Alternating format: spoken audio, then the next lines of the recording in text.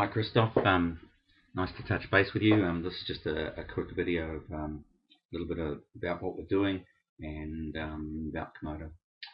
Okay, so the first thing's our purpose, and not about building resorts, although we need them. So we're helping people spark community and environmental projects, and we're doing it frontline, and it's a different way of doing it for funding.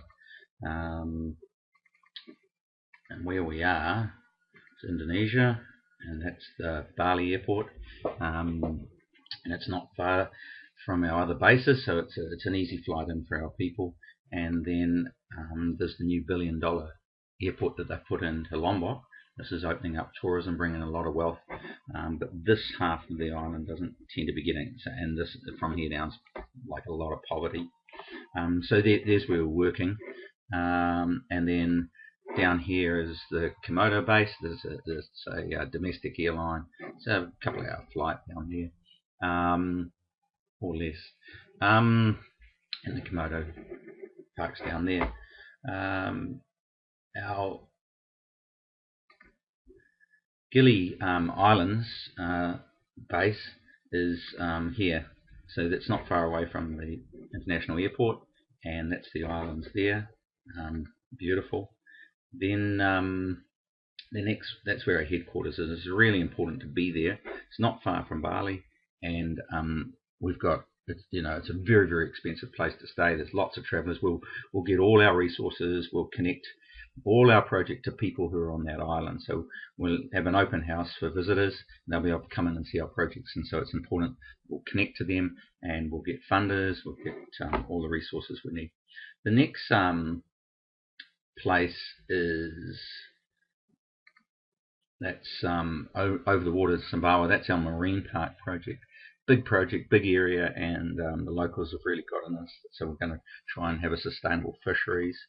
Pelican Beach is just going to be a little base. We'll just put a couple of simple houses up.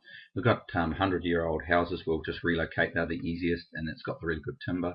There's the blind orphanage, and also in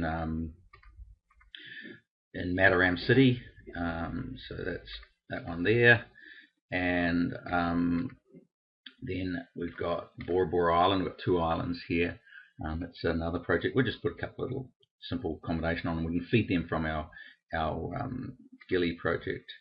And then Sunset Beach, another location, beautiful place. We've got beachfront property there we can use. And then down here is Komodo. And the one I don't have, which is up in here, and that's the Mount Rinjani base. So just go down and have a quick look at Gili. It's a quick boat trip, or you can fly into Lombok. And so from Gili, which is our lands here, this is Mount Rinjani. So it's not too far from a boat trip into there, and then straight up Mount Rinjani is a hop over, or Mataram City to the right. Then we go to outbound Rinjani. The internet's a bit slow. So there's the top of Mount Rinjani, and we've got this hotel. We take over probably 2 months, and the idea is to take 120 kids on 3 days stay.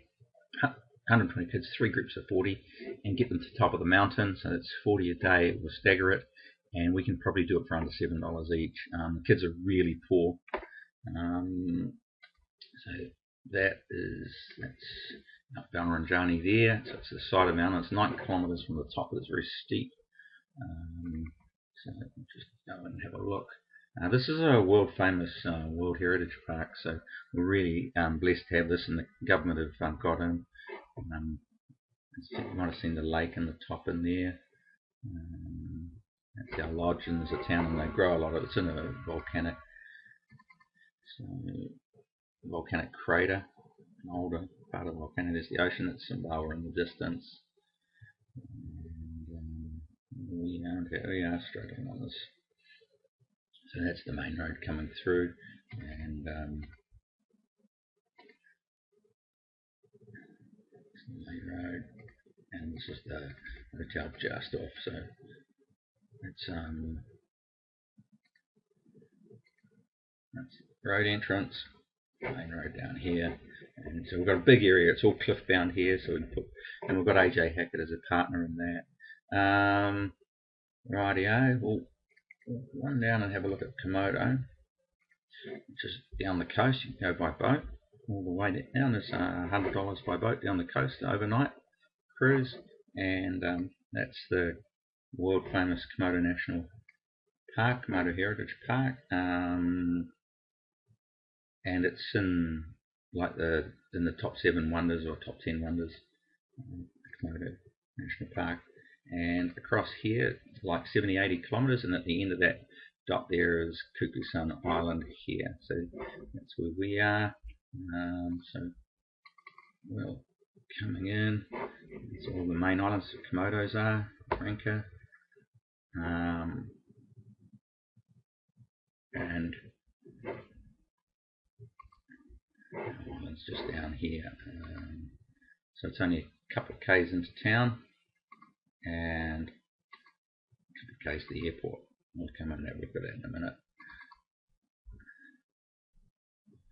So there's a peninsula, and so that's the island there.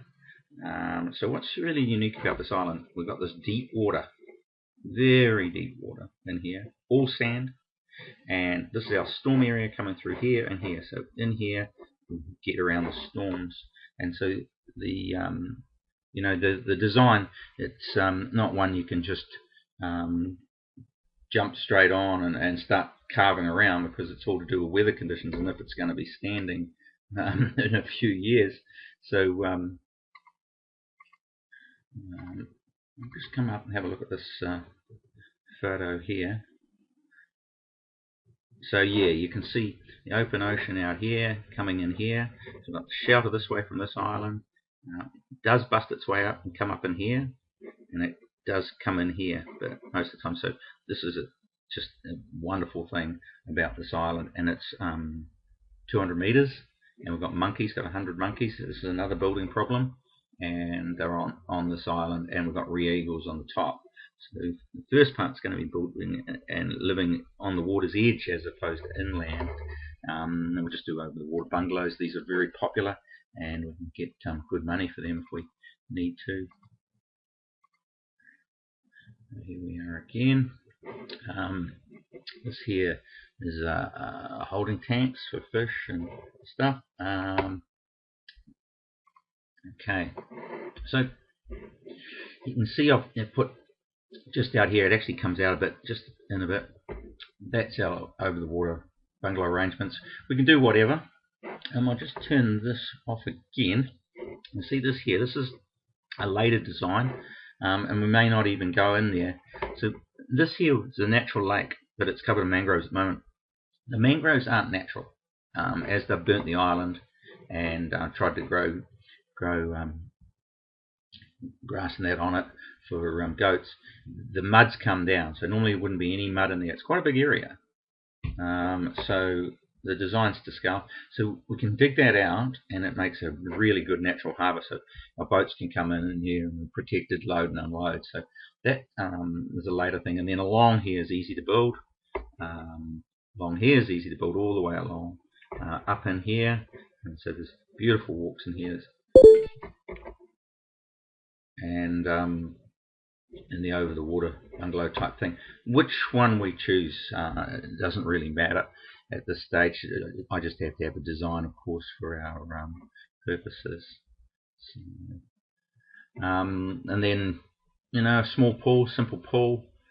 Around the pool, our staff, we've got workers, of course.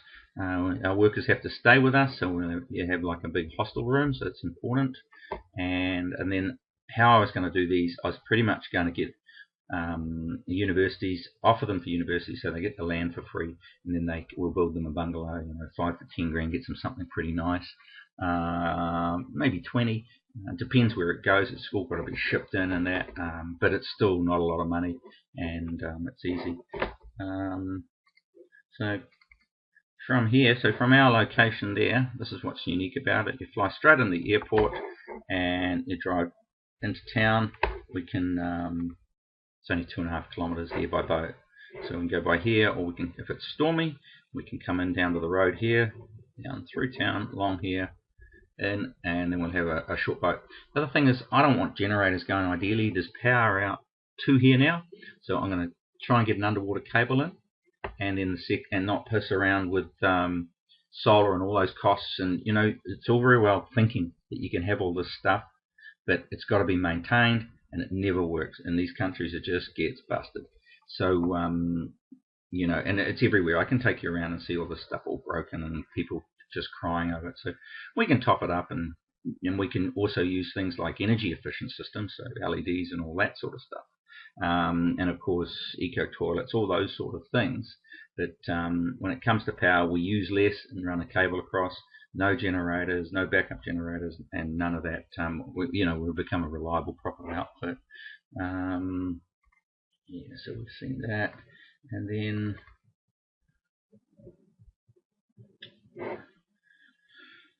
so yeah, this edge line is where we build first.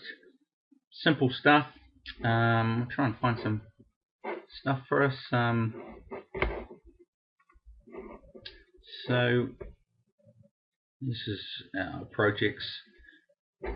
So the first thing's Gilly, get our people there. What have we got here? So yeah, here's our Gilly base, and again, to use our skills and experience in the biggest possible way to help the most amount of people and the environment. So we're about helping people and environment, not trying to do get a prize on a degree for a design.